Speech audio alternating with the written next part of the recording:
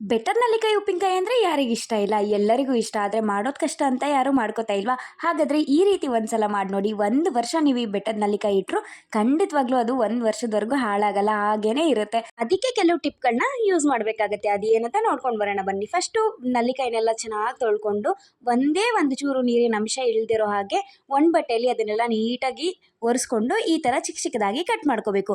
ನೀವು ಹೋಲ್ ನಲ್ಲಿಕಾಯಿ ಕೂಡ ಹಾಕೋಬೋದು, ಬಟ್ ಈ ಥರ ಚಿಕ್ಕ ಚಿಕ್ಕದಾಗಿ ಕಟ್ ಮಾಡಿದ್ರೆ ತುಂಬಾ ಚೆನ್ನಾಗಿ ತಿನ್ನೋಕ್ಕೆ ಟೇಸ್ಟಿಯಾಗಿರುತ್ತೆ.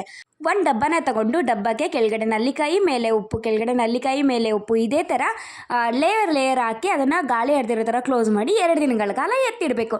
2 ದಿನ ಆದಮೇಲೆ ಅದನ್ನು ಹೊರಗಡೆ ತೆಗೆದ್ಬಿಟ್ಟು ಅದರಲ್ಲಿರೋ ನೀರನ್ನೆಲ್ಲ ಶೋಧಿಸ್ಬಿಟ್ಟು ನಲ್ಲಿಕಾಯಿ ನೀರು ಬಿಡ್ಕೊಂಡಿರುತ್ತೆ ಅದನ್ನೆಲ್ಲ ಎತ್ತಿಡ್ಕೊಂಡು ಉಪ್ಪಿನಕಾಯಿಗೆ ಖಾರನ ರೆಡಿ ಮಾಡ್ಕೋಬೇಕು. ಖಾರಕ್ಕೆ ಜೀರಿಗೆ, ಮೆಂತೆ, ಒಣಮೆಣಸಿನ್ಕಾಯಿ ಮತ್ತು ಬ್ಯಾಡಗಿ ಮೆಣಸಿನ್ಕಾಯಿ ಎರಡನ್ನೂ ಹಾಕಿ ಚೆನ್ನಾಗಿ ಫೈನ್ ಪೇಸ್ಟ್ ಮಾಡಿಬಿಟ್ಟು ಒಂದು ಭರಣಿಯಲ್ಲಿ ಉಪ್ಪು ಖಾರ ನಲ್ಲಿಕಾಯಿಗೆ ಚೆನ್ನಾಗಿ ಹತ್ಕೊಳ್ಳೋ ಹಾಗೆ ಬಿಡಬೇಕು. ಸಾಧ್ಯ ಆದಷ್ಟು ಈ ಥರ ಭರಣಿನ ಯೂಸ್ ಮಾಡಿದ್ರೆ ತುಂಬಾ ಚೆನ್ನಾಗಿರುತ್ತೆ. ಇದರಲ್ಲಿ ಗಾಳಿ ಹರಿದಿರೋ ಥರ ಒಂದು ಕವರ್ನ ಹಾಕ್ಬಿಟ್ಟು ಅದ್ರ ಮೇಲೆ ಮುಚ್ಚಳ ಮುಚ್ಚಿ ಈ ಥರ ಒಂದು ಬಟ್ಟೆಯಲ್ಲಿ ಕ್ಲೋಸ್ ಮಾಡಿಟ್ರೆ ಒಂದು ಚೂರು ಗಾಳಿ ಆಡೋದಿಲ್ಲ. ಈ ಟೆಕ್ನಿಕ್ನ ನೀವು ಯೂಸ್ ಮಾಡಿದ್ರೆ 1 ವರ್ಷದವರೆಗೂ ಉಪ್ಪಿನಕಾಯಿ ಖಂಡಿತವಾಗ್ಲೂ ಹಾಳಾಗೋದಿಲ್ಲ. ತಿರ್ಗಾ ಮಾರನೇ ದಿನ ಭರಣಿ ಓಪನ್ ಮಾಡಿ ನಿಮಗೆ ಎಷ್ಟು ಕ್ವಾಂಟಿಟಿಯಲ್ಲಿ ಬೇಕೋ ಅಷ್ಟು ಕ್ವಾಂಟಿಟಿಯಲ್ಲಿ ಉಪ್ಪಿನಕಾಯಿನ ತೊಗೊಂಡು ಅದಕ್ಕೆ ಒಗ್ಗರಣೆ ಹಾಕೊಂಡ್ರೆ ಸಖತ್ತಾಗಿ ಟೇಸ್ಟಿಯಾಗಿರೋ ಯಮ್ಮಿ ಆಗಿರೋ ಉಪ್ಪಿನಕಾಯಿ ರೆಡಿ.